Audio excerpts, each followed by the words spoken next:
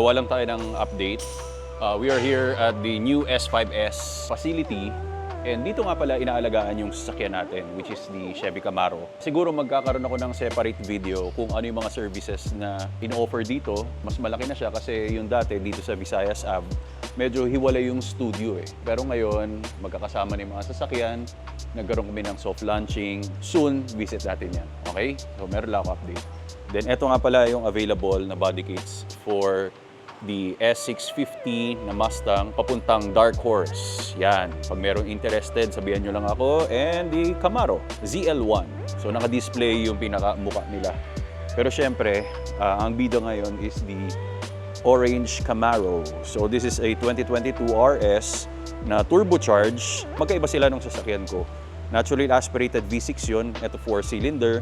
Tapos nung dumating ito, last month, gusto ng owner na syempre maging outstanding yung itsura niya para mas maging refreshing or bago. So naka-orange rin siya pero ibang shading. Tapos yung bonnet niya, merong dalawang racing stripes sa bonnet niya. Ang mga binago dito, first of all, syempre iba na yung mukha niya, di ba? Ito, front fascia na yan ng ZL1 eh. Mas aggressive and sporty siya. Pagdating sa likod, may added siya na wing kasi sa ZL1. Ito yung taillights, dalawang donut. Ibig sabihin, facelifted na 6th gen, naka-quad exhaust na siya. This one, added tayo niyan ng rear diffuser.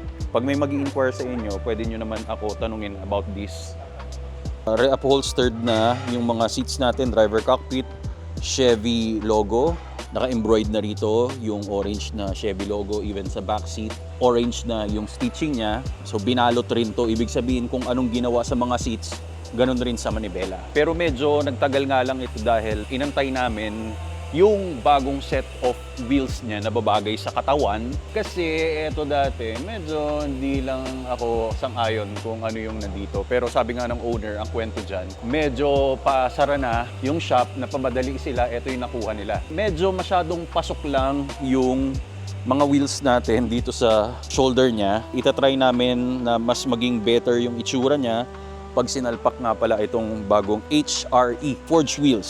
So ito, American brand and kadarating today. So bagay na siya kasi orange and black ang pinaka-theme ng body color natin. Inaangat doon para i-test out natin kung ano yung pinaka-magiging tindig niya. Sa lahat ng mga interested pagdating sa service ng ganitong wheels, foil natin na to. Double wrap siya with clear paint protection film para mas makintab.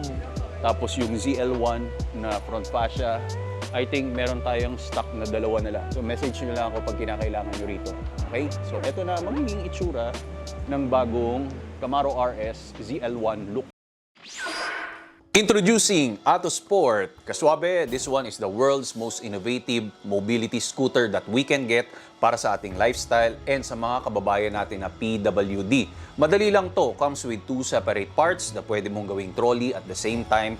Installed nga pala doon sa harap ang iyong illuminated LCD display for you to see the performance and enhanced lighting system para sa safety precautions pag nasa road ka or sidewalk na pwede mong ilagay sa sports car or regular car na trunk kasi maliit lang ito and very lightweight. Within seconds, ang dali lang i-assemble. Up to 10 speed ang kanyang taglay and 10 kilometers per hour ang kanyang maximum na pinartneran mo ng shock-absorbing flat-free tires for advanced performance and auto braking system. At hindi lang sa kotse mantakin mo pati sa tren pwede. And flight approved ang ating baterya. Meron tayong lisensya. So, ibig sabihin, pag nag-travel ka around the world, kayang-kaya mo itong ilagay sa cabin at ibaba mo, ma-assemble mo kagad ito. Ang design nito ay talagang super passionate sila para ipakita sa inyo ang performance. So, ganun lang yon. Be active, be free, be yourself by Autosport. Ang link ay nasa description below para i-check mo na lang kaswabe. It's a brand new day.